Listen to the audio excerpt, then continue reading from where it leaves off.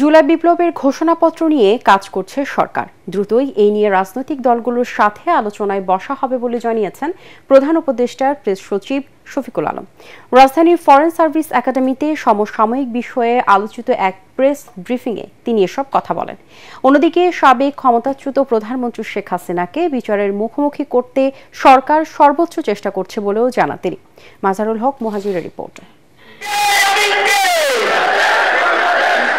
31 ডিসেম্বর march for unity থেকে আগামী 15 দিনের মধ্যে জুলাই বিপ্লবের ঘোষণাপত্র দেওয়ার দাবি জানায় বৈষম্য বিরোধী ছাত্র আন্দোলন।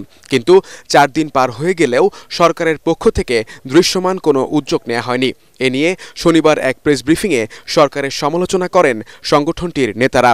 বিষয়ের সাথে লক্ষ্য করেছি 4 দিনে সরকার এখনো পর্যন্ত দৃশ্যমান কোনো পদক্ষেপ নেয়নি।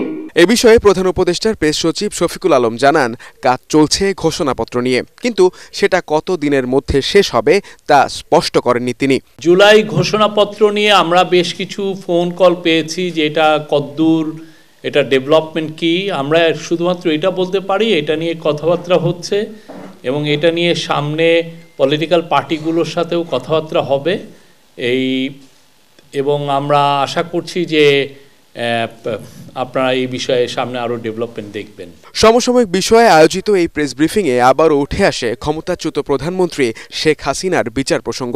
প্রেস সচিব শফিকুল আলম জানান, এই সরকার যদি নাও পারে পরবর্তীতে রাজনৈতিক সরকার বিচারের বিষয়টিকে প্রাধান্য দেবে। শেখ হাসিনার ব্যাপারে আমরা তো বলেছি, আমরা একটা নোট ভার্বাল পাঠিয়েছি, সেই অনুযায়ী আমরা অফিসিয়ালি এখনো আমরা কিছু শুনিনি তাদের কাছ থেকে। সে যেই আকাম কুকাম করেছে, যে চোরতন্ত্র, যে গুমতন্ত্র জারি করেছিল সেগুলোর জন্য এবং সেই যে গুম এবং খুন করেছে সেটার জন্য তাকে বিচারের সম্মুখীন হতে হবে। হাসিনা আপনি জানেন যে তার বাবার খুনিদেরকে পার্সু করে অনেক জায়গার থেকে নিয়ে এসে এখানে বিচার করেছেন।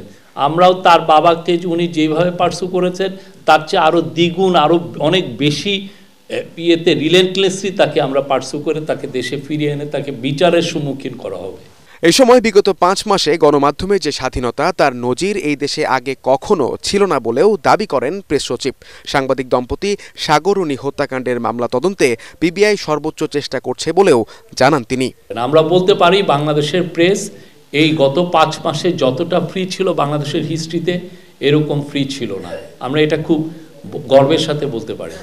মাজহারুল হক মুহাজির, এটিএন বাংলা, ঢাকা।